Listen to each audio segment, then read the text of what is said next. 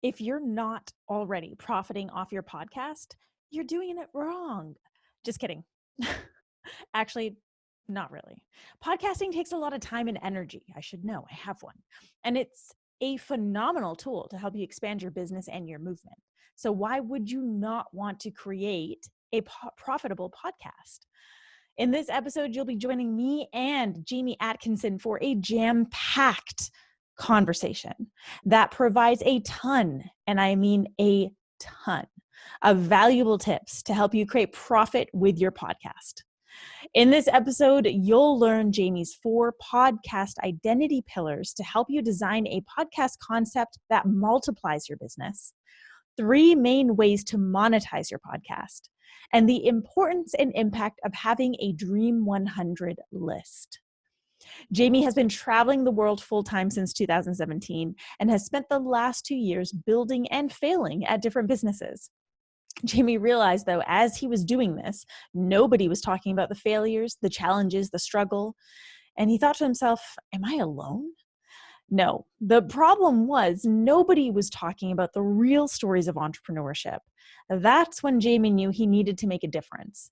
He's now on a mission to build his $1 million business completely from scratch by helping entrepreneurs everywhere create and launch their own movement through his Entrepreneur Junkie movement.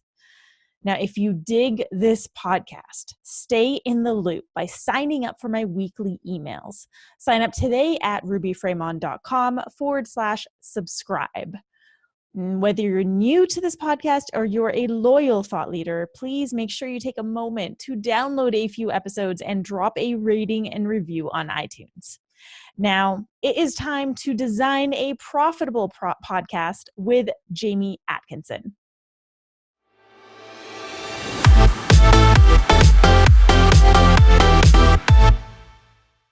Hey, thought leaders, I am back with another very special guest, and you are in for a treat. If you have been waiting to get your podcast out there, or if you've just started your podcast, or if you have been sitting on this idea of a podcast, then you're going to want to tune in to this entire episode and probably have a notepad ready.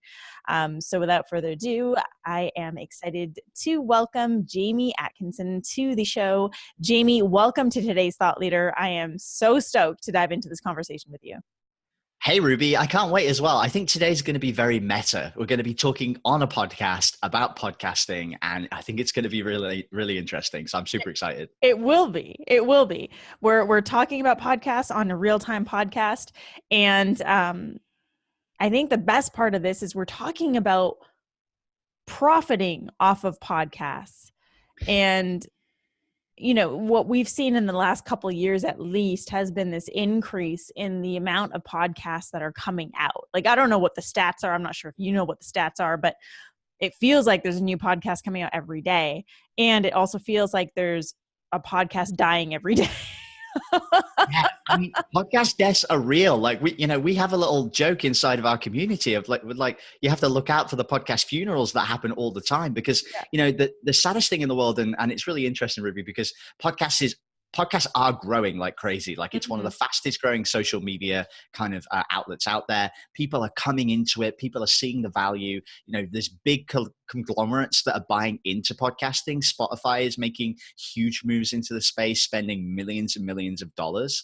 And people are really starting to see. But what's really interesting is that 90% of Americans still listen to their AM and FM radios, which is just nuts. And that's up from, okay, so over the last AM, FM still exists? AM, FM, right? In the car, like listening to like the football, like all of that is still going on. And the growth in that has been so slow. It went from like 97% to 90% in like the last 10 years, whereas like everything else is moving so much faster. So all of this growth that's happening in podcasting, as technology advances, as cars get internet, and as all of these things start to happen, it's going to become way, way, way more popular. So coming in now, even though it feels like it's moving fast and there's a ton of energy, we're still right at the beginning of this, which is what excites me the most about it. Because there's more blog posts made every single day than have ever been podcasts.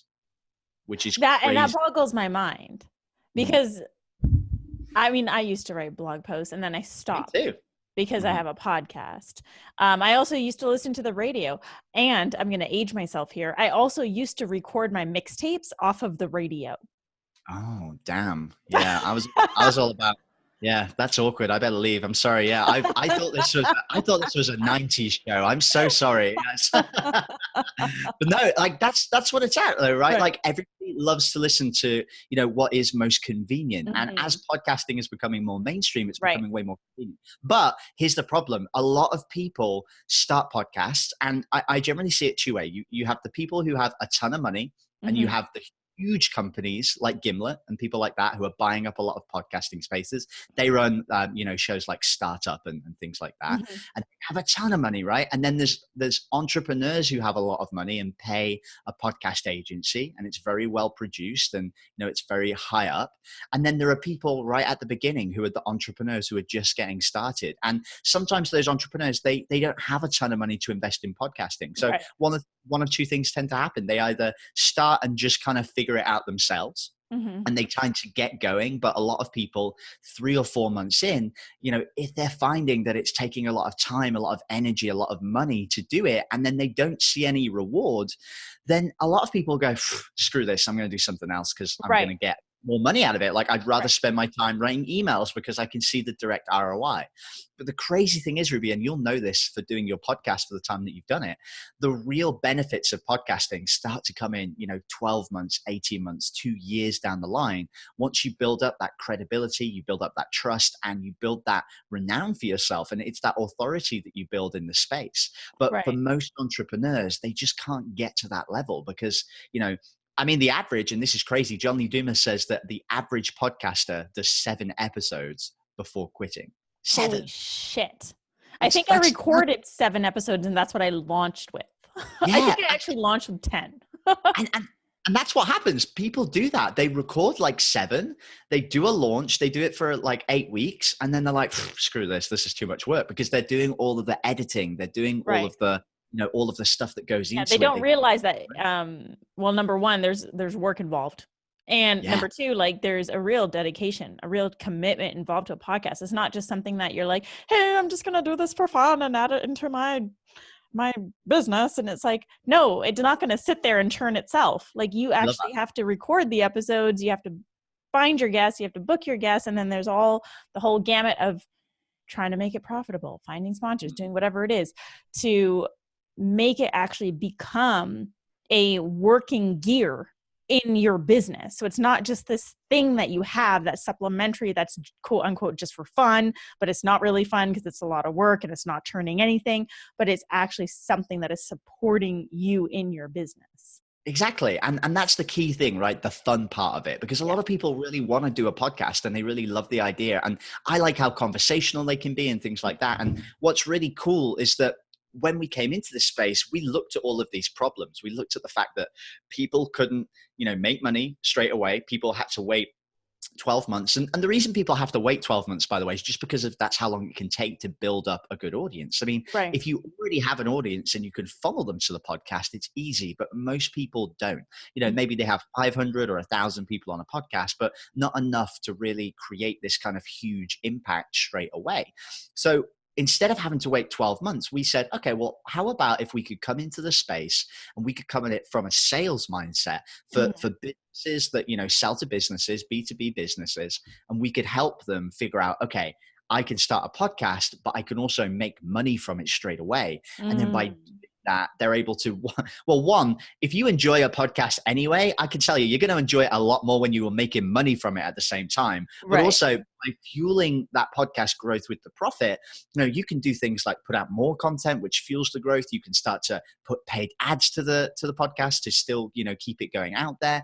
You can, pay for teams to handle all the stuff that you don't want to do. Because like I'm the first person to be like, I could do the editing, but I freaking hate it. Like, I have never edited a single episode, nor will I ever edit a single fucking episode ever. So to my editors who are probably listening to this, thank you very much for the work.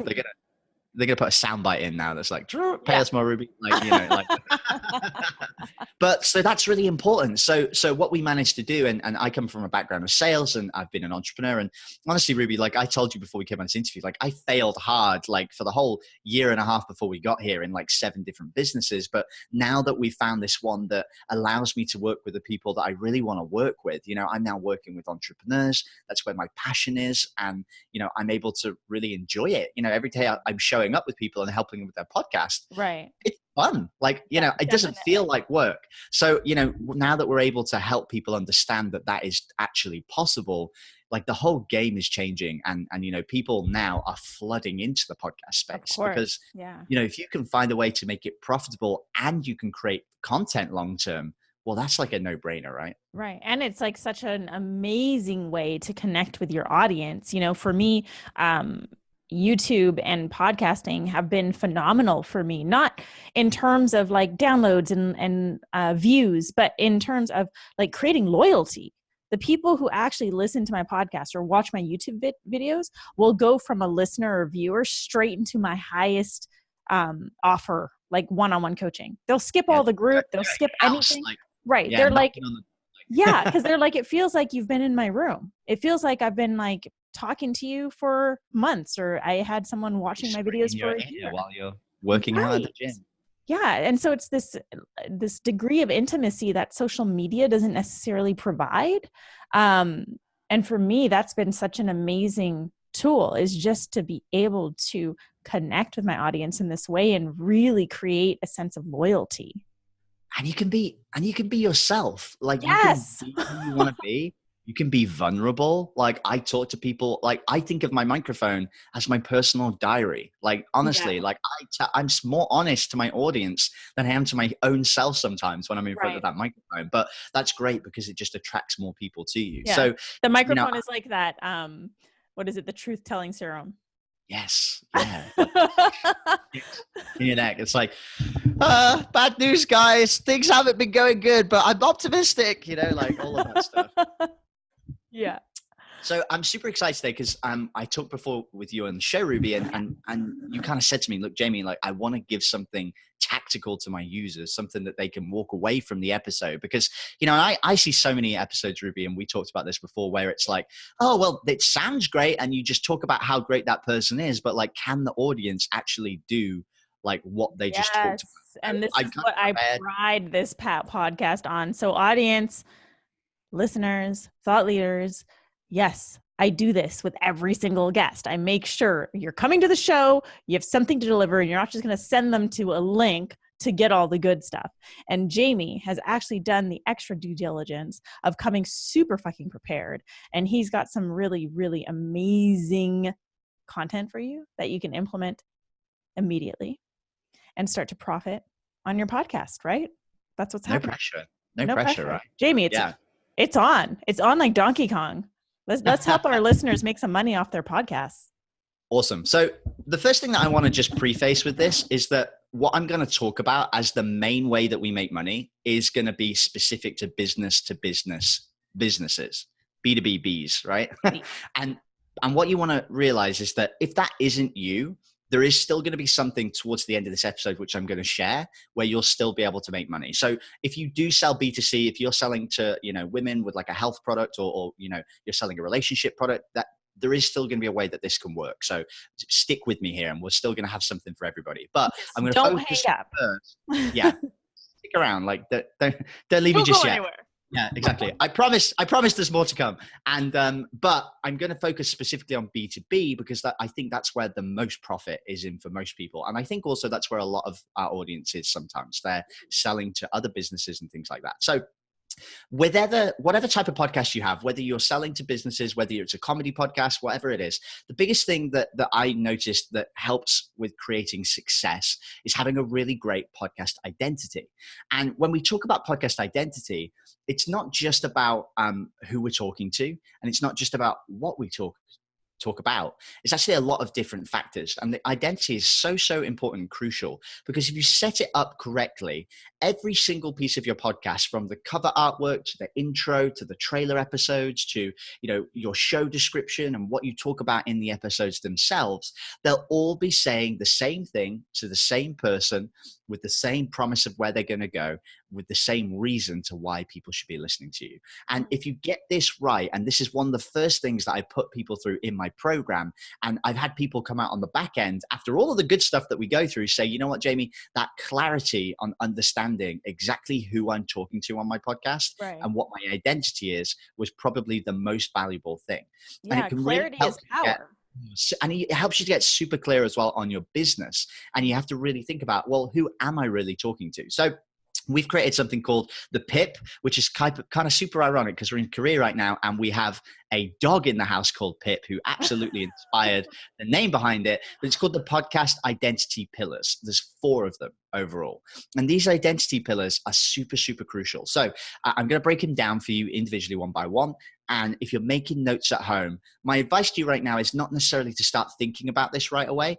Maybe just make notes of it, maybe jot down some ideas, but really deep dive into this over a couple of days. Most of my students, it takes them 2 or 3 days, rewriting it a couple times to really get it nailed perfectly. So these 4 pillars, there's, did I say there was 4? Yeah, there's 4 in total. Yes, so there was 4. Mm-hmm. 4 times 4. And the first one, which is super important, and probably I would say the second most important pillar, is the first one, which is the who. Who is going to be your audience? Who is the person that you're trying to attract to your show? Now, with any business, it's always really important to figure out who is that ideal person. Definitely. But when we're looking at the who, I want you to think about 3 different things. Your business and your podcast should be perfectly aligned if you want to make money from the show. If you have a back-end business, this is going to work very, very well for you. And what you should think about is, a lot of people say to themselves, okay, well, I sell to this person in my business. I'm creating a podcast around my business, but I'm going to talk to someone completely different. And they're going to, right? And like, what's the point? Like, the whole purpose of your podcast is to build up your following, but really it's to make sure that you're attracting people to your business who you can actually sell a product to, because those are going to be the people that come in there, right? So your audience, your guests, and your customers should all be the same type of person. And what I say to a lot of people is, just bear in mind that they might be the same type of person, but just on a different scale of how far along they are. So your guest, for example, on a scale of 0 to 10 might be a 7 or an 8 in terms of how successful and far along they are. If they're, say, for you, Ruby, it's a thought leader, right? You might have someone who's on that higher end of the scale. Right. Whereas your audience might be at a 1 or a 2. They might be just starting, but still the same type of person, just on a different level of their journey. Right. And same thing with your customers. They might be like a 5 or 4 or a 5, somewhere in the middle. So when you're attracting your perfect audience, make sure all of those are aligned. If you have a particular type of person in your business, let's say you sell to agency owners, make sure your podcast is for agency owners. If you sell to chiropractors, make sure your podcast is for chiropractors. I see a lot of agency owners who sell to chiropractors who make a Facebook ad podcast to entrepreneurs. Like, and wait, what? Yeah, for real. And maybe they think, all right, well, I'm going to long-term build up a brand and sell to those entrepreneurs on how to build a Facebook course. But like, there's a freaking million of those out there, and they're dying fast. So make sure it's creating that alignment. Exactly. And once you have that, and once you have that very clear, and you say to yourself, you know what, I'm going to be my podcast is going to be for stay-at-home moms who are in their 30s, who are starting their own business online. Let's say it's that demographic.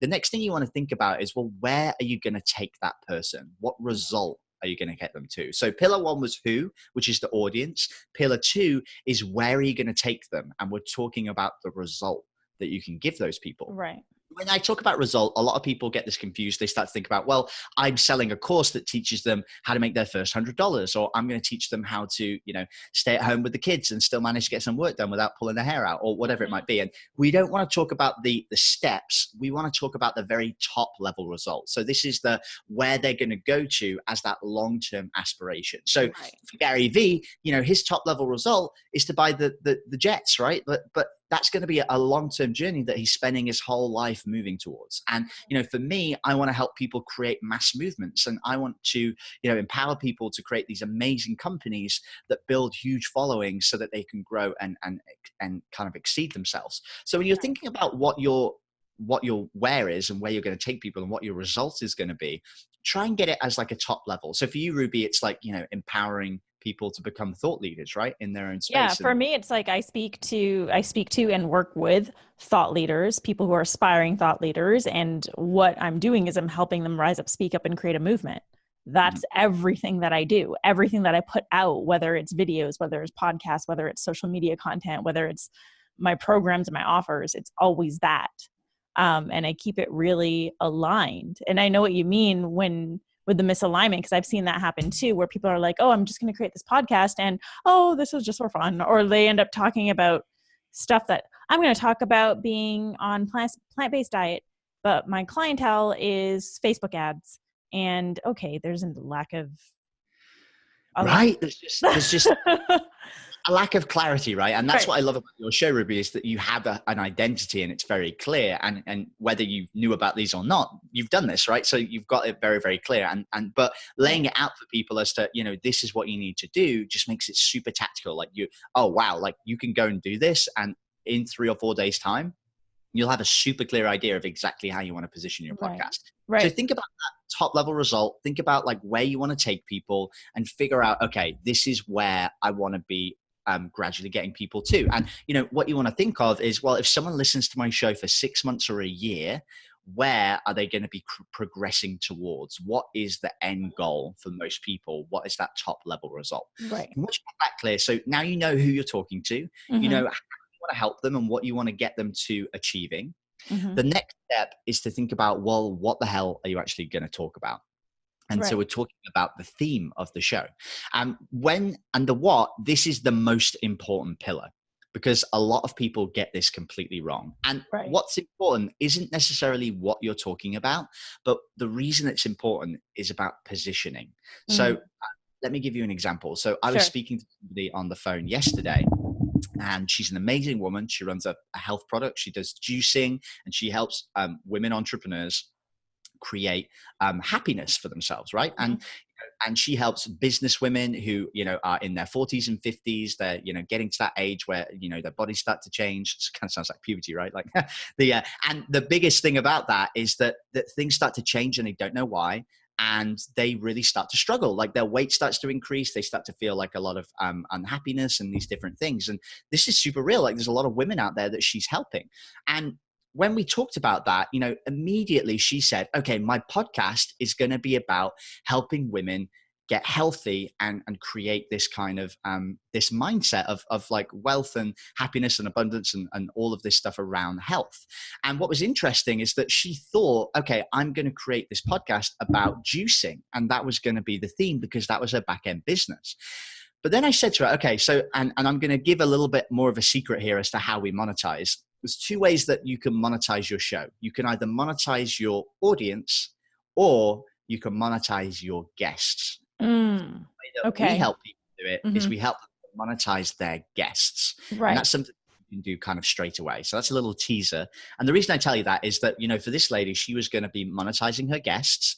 So they were come on interviews. She was going to talk to them with the view to building a relationship. And then after the interview, getting back on a call to sell them whatever it is that she wanted to sell them. And for her, it was selling a high-end product. It was going to be a $3,000 coaching product or something along the lines of that. So I said to her, okay, so you're going to talk about healthiness and you're going to talk about juicing and you're going to talk about all of these things on the show, but you also want to sell to people that are coming on as guests for the show. So let me ask you this. Is somebody who is healthy, who comes on your show to talk about juicing, are they going to want to buy your product around healthiness and juicing? Right. And she, no. I said, okay, so what could you talk to people about that's going to attract your perfect target customer? And so we started to talk about it. She said, well, actually, if you boil it down, it's really about happiness. and I speak to women entrepreneurs who have great businesses. So we figured out instead, okay, what we're actually going to do is we're not going to create a health podcast. We're actually going to create a podcast around business and women. And it's going to be a show that your perfect target customer is going to want to come on, and it's going to want to talk about what they really love and what they're excited about. And what's going to happen then is more of your perfect customers are going to come. And it's all about, and then the show is about focusing on amazing female entrepreneurs, but with a talking about happiness as the goal, as opposed to wealth, and that's what makes that show kind of unique and different. So very, very different to what she originally thought about before we got on the call. And that positioning for the way that we monetize the guest is super, super important. And the good thing about this is that a lot of people think, well, Jamie, I have a long-term vision of creating a health business. Like, that's what I want to be telling people about. And I want to talk about that in my show. And the thing is, you can still talk about that in the show. But if you position it around that top level, okay, this isn't just about health. This is about happiness for her. Or, if it's business, this isn't just about Facebook ads. This is about creating a long-term wealth solution for you. It's not just about, speaking to entrepreneurs. It's about, creating thought leaders and helping to excel. If you think about that kind of top level result, it's very, very different. So get very, very clear on that, what you're going to talk about. And what you want to think about is, if I'm going to be trying to attract my perfect target customer to be a guest, and I want someone that hasn't already done what I'm selling, whatever it is you're selling, you want someone that needs that, right? You need someone who needs that service that you're going to give them, whatever that may be. So think about that perfect target customer who hasn't yet achieved your solution or needs your solution. How can you attract them to your show? Right. And that's such an interesting concept, because we don't hear about that. Like, I've never heard of this before. Ever. And I'm sure that our listeners haven't. So. I think I created it, Ruby. There'll be that's done it though. But it's really a different way to think about it, because it's now about like, okay, well, what's cool about this? Well, one, you don't have to bug your audience. You don't have to sell to your audience. You don't have to overwhelm them with like, go to this link and here's my sponsor and like download this thing. Like, we listen to a ton of great podcasts and they annoy the crap out of us because they have these stupid adverts that pay them like pennies on the dollar. Like, it's just ridiculous. We have to forward 15 seconds, 15 seconds. 15 seconds. It's like, how many times do I have to press this button? Absolutely kills you, like, mentally. And I see amazing podcasts that have grown huge followings that start to really piss off their loyal fan base, because like they're giving like 3-star reviews. Like, used to love this podcast and now I'm sick of it because of all these damn reviews. I'm looking at you, Skinny Confidential. So, there's stuff like that happens that really starts to annoy you when you get to that higher level. So we want to really focus on helping people to monetize from their guests. And you want to do it in like a very thoughtful way as well. It's not like hardball. You're actually building relationships. And what's cool about this as well, Ruby, is that you start to understand more about your perfect target customer all the time, because you're finding out about their stories. Well, you're also talking to them all the time. Yeah. And my favorite thing about this is you can pre-vet people before you even pitch them. Like, you already know whether they're going to be a good fit to work with you because you've interviewed them. So if you're a lunatic and you don't want to work with them, don't pitch them. Like, you don't even need to talk to them about it, which is the really cool thing about it as well. So those are the 3 pillars. And then the final pillar. So we've had who, which is your audience. We've had what, which is what you're going to talk about on the show, the theme. We've had where, which is like the result that you want to give people. And then the final podcast identity pillar. Yeah. You feeling me with this pillar? So the final one is we want to talk about why. Like, why the hell should people even listen to you? Right. And when we talk about that, most people go, I don't know, I'm just starting. I don't know what makes me unique. So, and the thing you want to say here is you want something that makes your show unique, but you don't have to be unique about this. And what I say this is like, you don't have to come up with the just amazing idea that no one else has ever thought about. I mean, you just need to go out and look at what other people are doing for different types of podcasts, find out what you love about them, and then do a version of that on your own show. You know, I would love to share like my personal story with the why is when I started my podcast. So the first 2 years of my business, I've been in business now 5 years. In the first 2 years, I spent a lot of my time being on other people's podcasts. So being featured in interviews, being featured on podcasts. And what I absolutely hated was that so many of them would go through a series of questions. So there was no flow and there was no room for flow. And they all asked, or the majority of them asked, what's your story? Or what was your breakdown to breakthrough? What was your pain to power? And it's like, I feel like I've talked about this on about like a dozen other podcasts, and it's on my website, rubyfremon.com/my story. I'd And I love have to an talk origin right. story. Like, And I'd love to talk about something different. And so it always felt so mechanical and so repetitive. And so I vowed to myself, like, I want to create a podcast where it feels conversational, where the audience feels like they're part of the conversation. They're in the room with us. They're a fly on the wall. And I want them to walk away with tangible things that they can implement immediately to create shifts in their life and in their businesses and in their leadership. And so this is why I'm so adamant with every single one of my guests. You have to offer them something on the podcast. You can't just invite them to come into your Facebook group and say, that's where all the secrets are going to be shared. And you have to be a good conversationalist, because if you cannot hold a conversation with me, then I'm not going to book you. An audience, like Ruby's a badass. Like, I spoke to her before, and she was like, tell me why you're going to be good for the show. And like, I felt like I was on Shark Tank. I was like, well, Mr. Fantastic or whatever, wonderful, like Mrs. Wonderful, here's what I got for you. And like, I shared everything, and she's like, wow, I love that story, but we're not going to talk about that. We're going to talk about some value. Like, I did say that. which is super funny, but I'm glad I shared it with you anyway. And but that's cool, right? Because we've already had a conversation, we've already got that kind of flow and banter going, so it's none of that. Exactly. So it makes a big difference. So that why is super important, Ruby, for you, right? Like, your show is different to everybody else's for that exact reason. Like, why the hell should people listen? Because it's not the same boring fluff that everybody else does, right? Yes. So you have to think about, like, well, what is going to make your show unique? On my show, we talk about failure. We really dig in, and I'll ask people who are super successful, I don't care about your successes. I want to dig into like the challenges you had to overcome and how that failure hurt you and what it made you feel like and how you were able to get through that and like how hard it was. Because for me, I see so many entrepreneurs who think that no one else fails and they think it's just them, and they put that pressure on themselves. Well, no, we all fail. Like that's what it means to be an entrepreneur. Like it's about that resilience and pushing through. So I do a lot of that on my show because I want to make sure people really understand they're not alone, and that's where we're trying to position it. So and the link to his show is going to be in the show notes. FYI, the link to Jamie's show will be in the show notes. Hashtag Entrepreneur Junkie Movement. Hashtag plug. Just kidding. Hashtag go listen now. Yeah. Don't listen to this. There's no more value here. Just head over there. It's way better. No, I can still boot you off. So the why is super important. And it's really interesting because I think that's the piece that you said something earlier about. It doesn't have to be like a completely unique idea.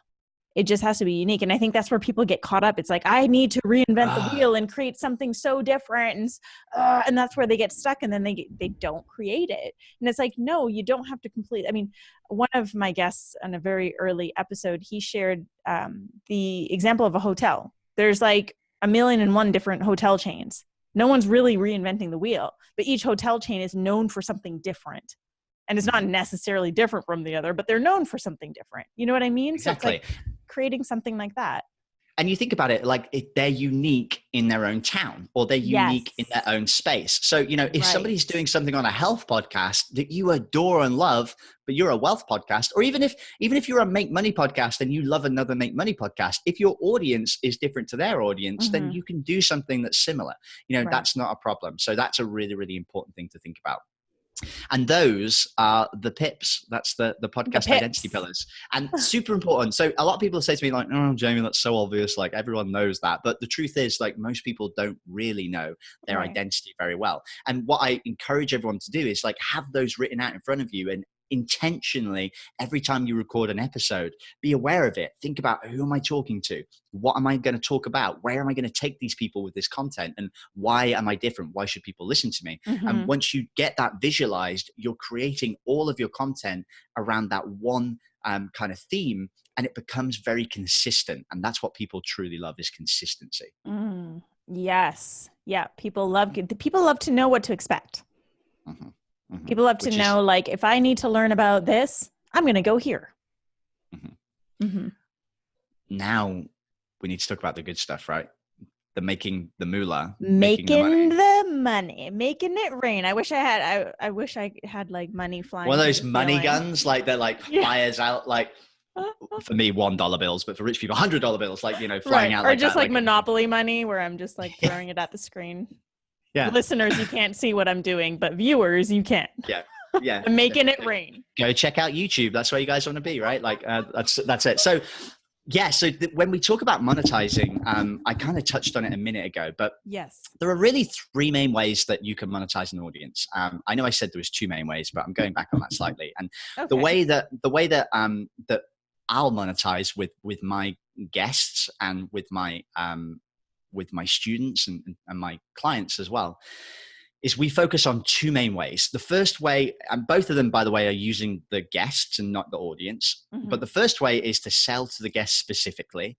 And the second way is to build partnerships with your guests. So those are the two main ways that we'll monetize. The third way you can monetize is to monetize through your audience. But that you need a lot of traffic. So you need a lot of people listening. And then you have to physically break down people's beliefs. So you have to figure out, well, what are the false beliefs that people have? What are the things that are stopping them, the excuses, the reasons that they wouldn't buy something? Mm-hmm. How do I overcome those beliefs in the content through stories? And then you have to have call to actions, which send them to, your product or a webinar or whatever it might be. But doing that throughout the content, sometimes can feel a little bit salesy, so you have to space it out. So for it to be effective, you really need to have enough traffic. And typically, if people aren't getting at least 1,000 downloads an episode, they're never going to make a significant amount of money through monetizing their podcast that way. And when I talk about significant, we're talking about, over $2,000 or $3,000 a month, which is enough for most people for it really to be life-changing, or for them to be able to focus on it as a full-time thing. So the two ways, so I'm not going to talk about that third way much on this episode, but I have gone into it in greater detail on my show if people want to go out and find out more info. But for the two ways that I would suggest, and the real one way that's the fastest way to the cash, and what's cool about this, like I just had a bunch of students last week, and we had 9 podcasts launch 2 weeks ago. And one of the guys that launched the show, he closed a $6,000 deal. He created 2 JV deals, which are going to bring him in at least 5 figures. Amazing. And he just closed yesterday morning. He closed a $25,000 deal, all after launching the show, right? So the show's not even been out a month, and he's got 1,500 downloads. He's a top 100 podcast. He's like, he's crushing it. He's got like 80, 90 reviews on the podcast. And he's also closed, what was that, like 26K worth of business, and another 12K that's coming like in the next couple of weeks. That's insane for a brand new podcast. Like, and people don't realize like how possible this is to do. Preface, like, he is an agency, so he sells funnel building for entrepreneurs, in the online space. Hasn't got a lot of previous experience, hasn't got a ton of customers, hasn't made a ton of money in the past, but just by speaking to people in the space was able to have success. So if you want some of that stuff, like, that's what we're going to share right now. So let me break it down. So the number one way is to monetize guests. And a lot of people say to me, well, Jamie, what does that actually look like? What does that actually mean? Well, the first thing you want to do is you want to be really intentional with the guests that you come on your show. And, and we won't really talk about it on today's episode, Ruby, unless we have time, but what I make sure that people do when they launch the podcast is they want to launch it with ferocity, and they want to launch it with a spectacle. You want to, launch with a lot of episodes, usually 8 episodes to launch and create that energy around the show, so people start to binge your content. Right. And you want to launch and try and get into the chart positions. You want to get into new and noteworthy. You want to get into the top 200. You want to get into the top 100.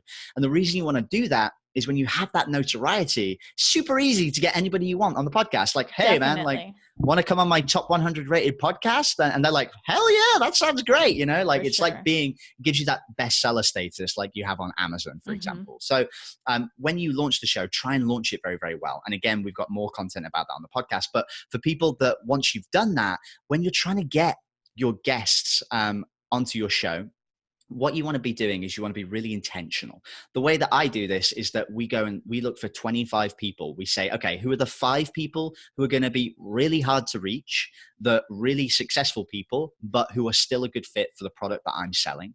So for me, I look at people who have amazing online followings, very, very successful people doing over $1 million who don't maybe have a podcast or have a podcast, but they probably aren't monetizing it based on what I've known.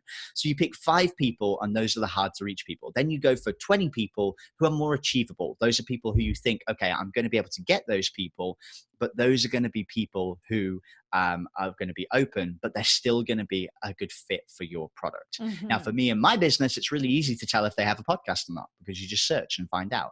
For your business, it might be slightly different depending on what you do if you're listening at home. You have to really think about, how can I identify whether they need what I'm hustling and what I'm selling? So Definitely. start off with the right expectation, because then what happens is when you get people on these interviews, you're not just getting random people, you're getting people who are going to be a good fit for your product. And then when you do the interview, you don't mention your product at all. Like, you literally will just interview them to build a relationship. And what I suggest for people when they go through this process is to actually think about, well, what would I ask on a sales call? What would I try and understand so that I can position my product in the best way? And a lot of it starts about, where are they starting from? Where are they at right now? Where do they want to get to? What's the goal they want? And how can my product bridge that gap? So, we'll ask questions on the podcast interviews like, wow, Ruby, with everything you've achieved so far, you're crushing it in the online space. What's your biggest challenge coming up in the future? And you might say, well, actually, we're doing great, but we're trying to scale and we're really having a hard time scaling, oh, well, actually, we're just trying to get more people to buy our retreat, or we're trying to get more people to come into our high ticket coaching, or whatever it might be. And if you give me an answer like that, I know, oh, okay, that's what she's trying to do. So I want to make sure that whatever I'm selling her fits into that kind of belief of what she's going to do. But on a deeper level, you can ask these kind of sales-based questions to get a better understanding about where they're at and what they're doing.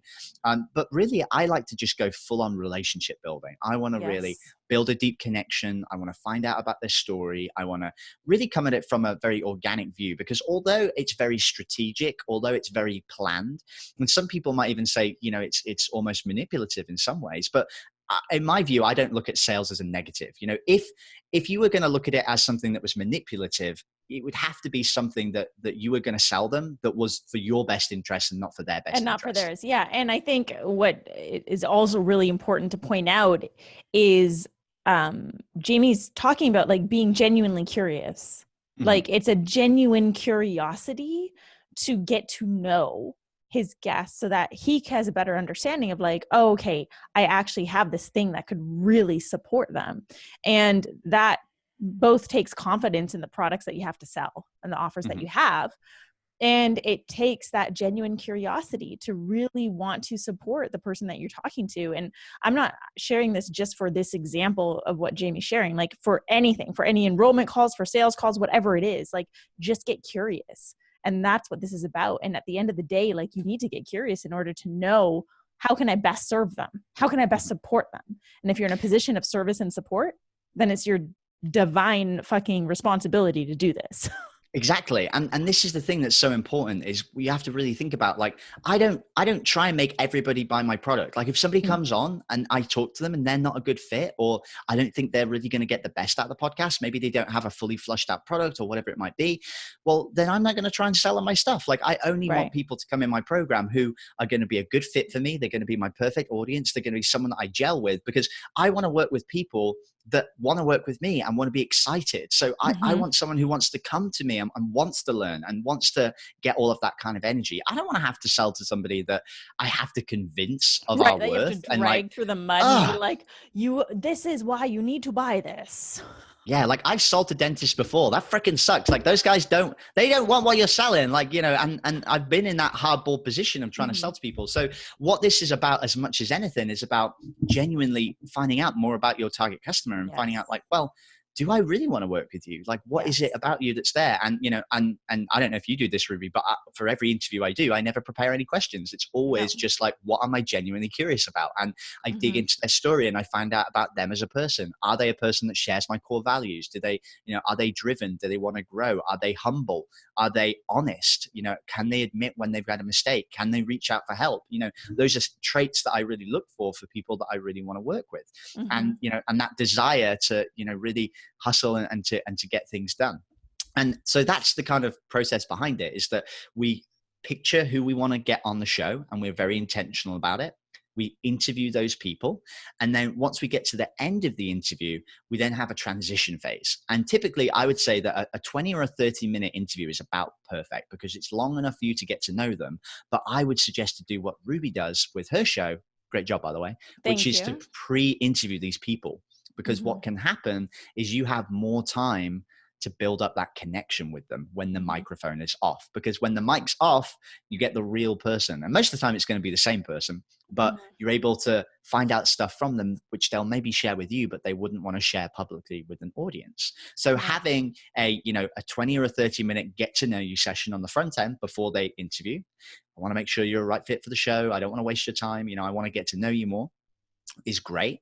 Then you do the show, and then on the back end of that, you've already got that rapport and relationship. So then it's about, oh right, well, let's just keep talking. Like, oh man, I did not know that you did that with your business. That is so cool. Like, oh, well, yeah, thanks. Like, when did you come up with that idea? I didn't ask you on the show, but I'm just curious. And you can carry on that conversation. Right. And what I generally try and do for most people is to carry on that conversation for another 10 minutes or so. And in that end of the conversation, that's when you can start to hint about the next thing that's to come. And I'll do it in one of two ways with all of my students. You either, if it feels right, and if it feels like a good time to talk about it, you can just very lightly mention, yeah, Jerry, I don't know if you knew this, but I actually help a lot of people with their podcasts. I'd love to chat to you, man, about seeing if I can help you to launch a show and get it out there. I mean, do you like that idea? Or, just drop something super, super soft and super simple. And if they say yes, and they say, yeah, actually, I'm kind of curious about that. Well, great. Well, I'll tell you what, let me book something in my diary for next week. And we can go through, I'll ask you a little bit more about your business. And I think I've got a good idea, but I just want to make sure it's a good fit. And then we can talk about what we're going to do from there. And you set yourself up for that second call, which is the sales call. And you've got permission from them up front to actually pitch them, because you said, is that a good idea? Do you want to know more information? And they say, yes, they give you permission to say, yeah, I want to hear about what it is that you're selling. And sometimes if you've done this right, people will just straight up ask you without you even needing to say anything. Which happens a lot. At the end of the episode, they're like, Jamie, like, I actually love what you're doing, and I'm actually curious about my own podcast. We should talk. Right. I'm like, yeah, we should. Like, let's do that, right? And we do it that way. But sometimes it's not always the right time to ask, because especially when you're new into it, especially when you haven't, sowed all those seeds, because a lot of, everybody thinks that the close happens at the end, but the close is happening throughout the whole process. You're, preemptively, you're talking about things, you're dropping hints, you're saying things all throughout, which is getting into that mindset of like, you need to ask me about what it is that I'm going to sell you, and you sow those seeds. But a lot of the time people will get to that end of the conversation. If they haven't done it right, it's not going to feel right to straight up ask them, hey, can I sell you my product? Or can I talk to you about my product? And people don't always want to do that straight away, because it can feel like all of that good positive energy you've built up gets diminished, because they're like, oh, you were just trying to sell me something the whole time. And I'm a big person that believes that you shouldn't ever feel bad about selling. I think you should feel positive about it. But what you can sometimes do is actually just pick up the conversation. Okay, thanks. That was such a great interview. Next week I'm going to follow up with you, and I'll get on a call again, and we're going to talk about when it's going to be released. I'll give you all of the email swipe files you can send out, and I'm going to give you all the graphics. What would be a good time to follow up next week? Wednesday? Okay, cool. So you set a date in the future just to touch base with them again about some of the general stuff in the podcast. Right. And then what you do is on that call, you say, hey man, like I was just listening back to the recording again, and I really loved it when you said X, Y, Z. I actually had this great idea about something that we can do to help your business, to help you get to that goal. Have you got a couple of minutes so I can talk to you about it now? Great. Yeah, I do. Fantastic. Like, then you tell them your idea, get super excited. If you've positioned it right, they're going to be excited too. What do you think about that? Oh my God, Jamie, I love that idea. Fantastic. Right. And then you just say 7 magic words. Would you like some help with that? And you shut up and then see what they say. So that's how we kind of position for the guests. Now that's the first way to monetize. So actually not that complicated, but just about positioning, making sure you're attracting the right people, and being very intentional with who you get out there. That on its own has allowed us to make 5 figures from our podcast that was only getting 1,000 or 2,000 downloads a month very, very quickly, which for a lot of people is unheard of for a low level podcast that doesn't have a lot of people listening.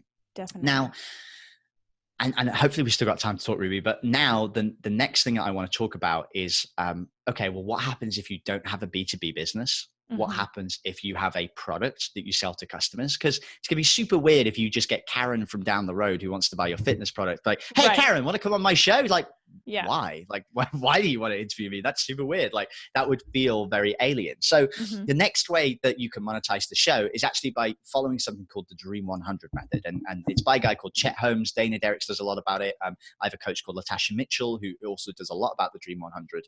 And the Dream 100, as a basic principle, is you creating, 100 people on a list who are people who have your audience in their network, and you want to build a connection with them and a reciprocity so that they will do a deal with you where you do a joint venture together, where they sell your product to their audience and you both profit from it.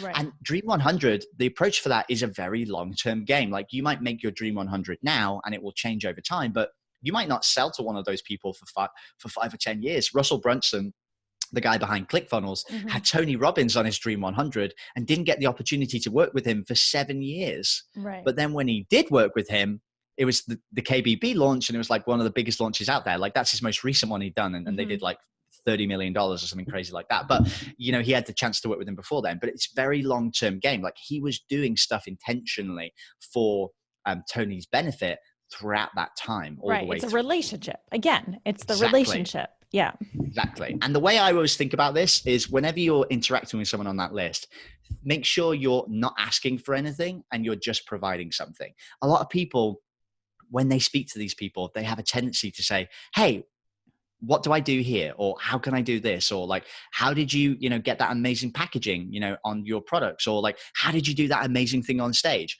Don't ask them questions. Just give them value. Very, very important, because all of that crap that you're going to ask them, you can just freaking Google that. Like, you're going to be able to find that out, no problem. Yeah, you can look on their website, just find it online. Yeah, like, it's there. Ask their assistant, like whatever. Like, don't be tempted to ask them all of those questions. And one of my other favorite methods, especially if you've got a big outreach person, is to actually build influence around their circle. Who's their producer? Who's their assistant? Who's their content producer? Who's their best friend? Who's those? And go and get connected and build up reciprocity with those people, so that everybody around the person that you really want is saying, man, that Ruby, she is fantastic. Have you listened? We've all been on our podcast. We love her. So who's Ruby? Oh, you haven't heard about her? Oh, maybe I should reach out, right? And then you reach out and be like, hey, what's going on? And they already know about you, right? So yeah, what's really crazy about that is I have this amazing nail technician in Santa Monica, and people always talk about my nails. My nails are always bomb.com. And you look good. Thank you. And she's incredible. I mean, she's fully booked. She has no space for new clients. And her dream is to do Lady Gaga's nails. And so what she has done is she now does most of the backup dancers' nails. And she's been invited to Vegas to do the backup dancers' nails. And she's done that. And now, the backup dancers have become her clients and they rave about her. And she's done the makeup artist and she's done all these people. And so she's like, I'm literally 1 degree away from Lady Gaga's nails. But she's creating the relationship with these people. It's not like, I'm going to do their nails so that I can get what I want. It's like, no, like, she genuinely cares. She genuinely wants to serve them.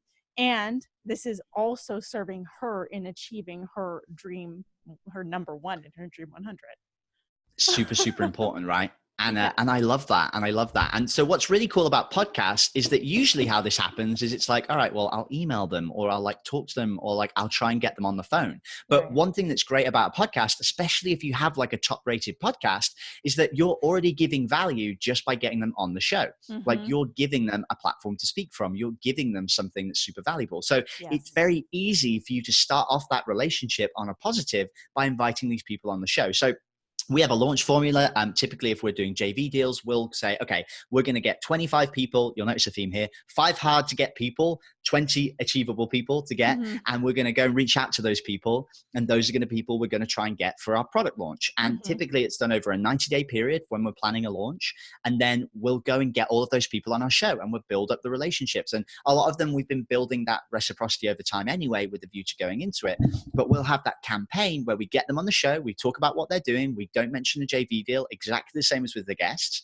But then the backup is we then will send them through and say, hey, this is what I've got for you. We'll send them a custom funnel, a custom video, and it's going to be directly to them. Man, I was so happy you came on the podcast. There was a ton of value. I know we got a ton of exposure for you. We had like nearly 1,000 downloads on your episode. I hope you got a ton of value. I really wanted to just talk to you about something, because on the show, we got super aligned on this, this, and this.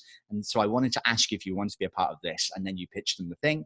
Make it super custom, show them how much effort you've put in. Like, I have gone out and I have made you a custom funnel. I have made you a custom video. I've written you a handwritten letter and put it on the bottom of this funnel, or I've sent it you in the mail. Like, go the extra mile. And you want to say to these people, look, this isn't one of those promotions where just anybody can promote it. Right. I've handpicked you as one of the only people that I want to promote this product. It's brand new, it's exciting, and I want you to be a part of it because I want you to profit while we're profiting it at the same time. And you go and you be that person that's like super, super like over the top. Like, you've already given them value. You're already connected with them. They already love you because you've given them that raise in status. Then you go over and over deliver. Send them a gift. Like, for anybody that I want to do a JV deal with, I'll send them a mug with a custom, not with my logo, but with their logo on it, or like a picture of their kids, or like a nice inspirational phrase. And they love it. And like, every time they drink their tea from it, like, they're like, it's a picture of them, which they love, but they remember it's from me, right? So do little things, go the extra mile, that make them really see that you're thoughtful and that you really care about them. And that's super, super powerful. And then you can position them and say, because like, you only need 3 or 4 good JV partners. If it's a big person, one person to do a 6-figure launch with a product launch. And it's one of the fastest ways that you can get a ton of free traffic to your audience and to your product. And you can launch very, very powerfully. So if you have a $47 challenge product, a $297 product that's on the lower end, maybe you're not selling a higher ticket offer. And I didn't mention it actually, but I should preface it. When you sell directly to your guest, you really want to be selling a higher ticket product. It's really got to be over $1,000, because otherwise the time and energy you put into it doesn't make sense for the risk reward. You want to really be selling a high ticket product. But if you're selling a lower ticket product, then this kind of JV approach works very, very well, because you're able to get huge audiences. Some of these people that are women bloggers, they have hundreds of thousands, if not millions of women on their email list who love them and adore them and would buy anything they have. So if you go to them and you build a relationship and you're able to give them an awesome product that doesn't conflict and compete with their products, it's a complementary product, and it's something that they can profit from, you can profit from, and then their audience can get the benefit from, that's like a triple win. That's like a win-win-win straight out the gate. So that, if you've got that approach, that's a super, super great way that you can also monetize the podcast. And then all throughout this, you can still be, creating content that you want. You can be talking about things that's valuable to your audience, but making money from the podcast. And that's like our whole focus, is like podcast profit, make the money first so that you can fuel the growth of your podcast and you can continue to do it long term. Yes, I love that. Wow. And that's all my secrets, Ruby. All the secrets spilled on today's Thought Leader. There's nothing left. No, this was amazing. I think that this is one of the most, if not the most value-rich episodes that I have ever done. So I just want to say thank you, Jamie, for sharing your wisdom, your knowledge, and for truly supporting our listeners today, because what you offered could change the way that they podcast. And so thank you. Thank you so much. I truly appreciate the value that you brought and just the energy. And I know that our listeners definitely are going to get a lot from this episode. You'll probably want to rewind and re-listen to this, especially if you're in the car while you're listening, you're going to want to take notes. So we went through the 4 podcast identity pillars, went through 3 main ways to monetize your podcast. And in between all of that, there was a lot of other little nuggets of wisdom.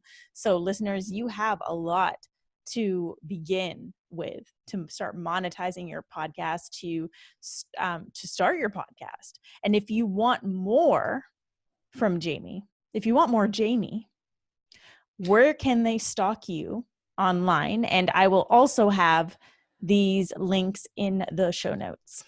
Well, my address and phone number is, no, I'm just kidding. So, by the way, like I'm super open to this though, but if people do genuinely need help and they want to get connected with me, I do give out my personal phone number in my Facebook group, because for those that need it, I say to people, like, value it and don't abuse it. So I have to change my number, but I'm there for you if you need it. Right. And that's super important. So one of the best places that you can go is, obviously people say, like, buy my stuff. Like, I'm super into giving free value. So I have an amazing Facebook group where we share like nuggets of wisdom like this. I've shared how to launch a show, the full strategy. There's a bunch of Facebook lives in there. That's all in the units tab. Amazing. If you want to go to the Facebook group, it's called Podcasting 101. You can go to joinpodcasting101.com and you guys can jump in there.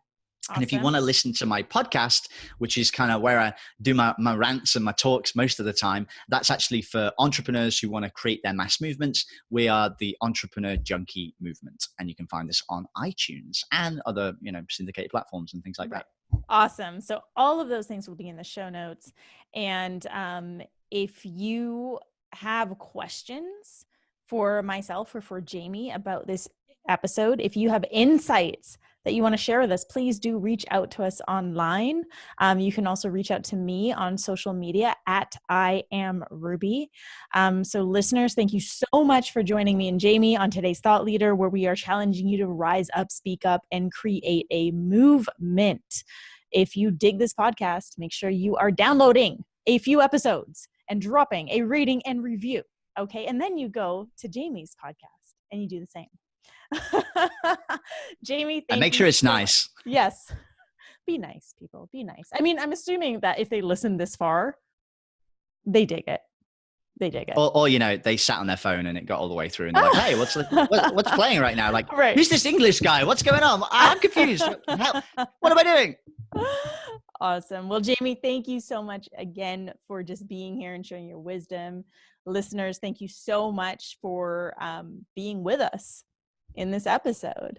And I will see you all back here on Thursday for a fresh new episode of Today's Thought Leader.